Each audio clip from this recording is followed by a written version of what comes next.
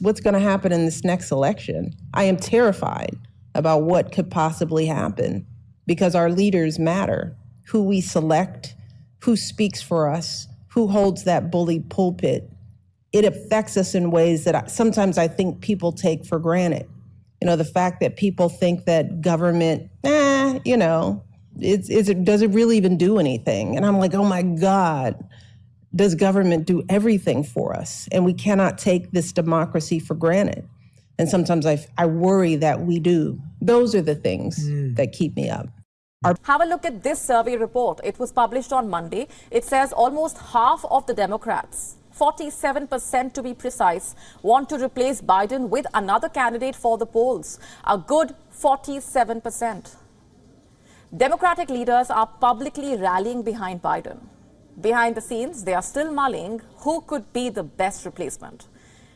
They need someone who could win a standoff against former President Donald Trump, after all. Democrats could look to a past superstar, and Michelle Obama stands a good chance. Among other options, Obama received 20% support from the Democrats. She beat other candidates, including Vice President Kamala Harris and former Secretary of State Hillary Clinton. Vivek Ramaswamy has doubled down that Democrats will swap out President Biden with Michelle Obama. You mentioned at the end of the debate last week that you don't think Joe Biden ultimately will be the nominee. And you mentioned Michelle Obama as someone that may be put up there by Democrats. She has said definitively she is not going to run for president. Not like maybe, not I haven't thought about it, just I'm not running for president. Do you not believe that? Do you know anything we don't? No, I mean, I believe that she doesn't want to run for president. I think that much is clear.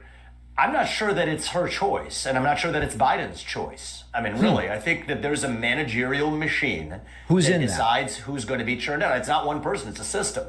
Trump advisor Roger Stone has predicted the same. In fact, this is what he posted on the platform X. Let me read it out for you. I continue to predict, as I have for well over 2 years, that Michelle Obama will be the Democrat Party nominee for president in 2024.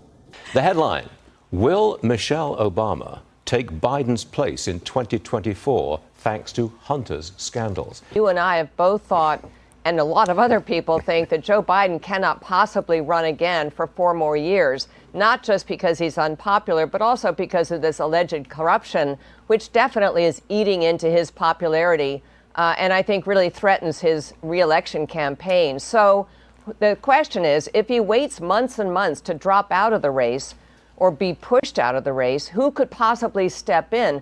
And really, the only viable alternative is Michelle Obama. Everybody knows her name. She has widespread fame. And moreover, she's very popular. I think Republicans are terrified of Michelle Obama, and rightly so, because guess what? She's one of the most admired people in the country, and she could win elections.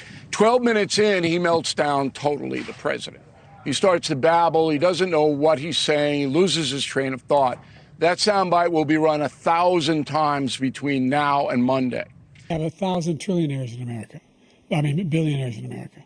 And what's happening?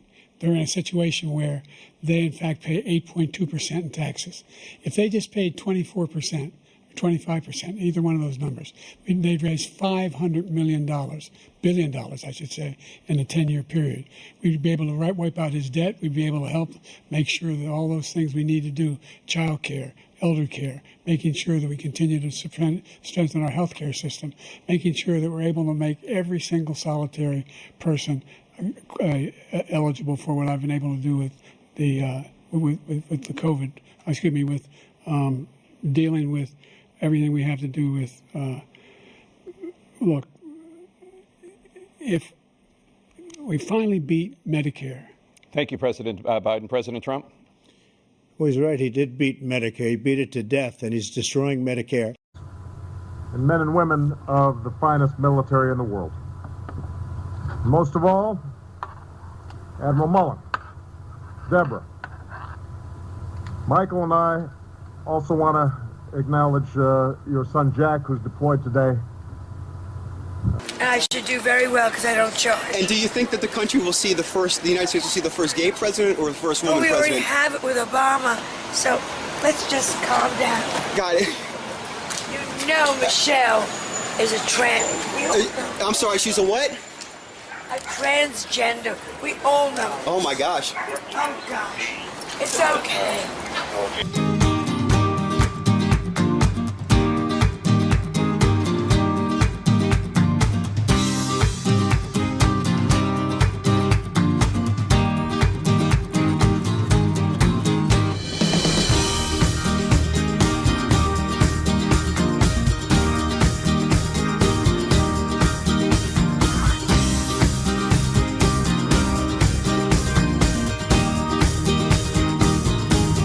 Newsweek magazine is making a splash with its new cover. It labels President Obama the first gay president.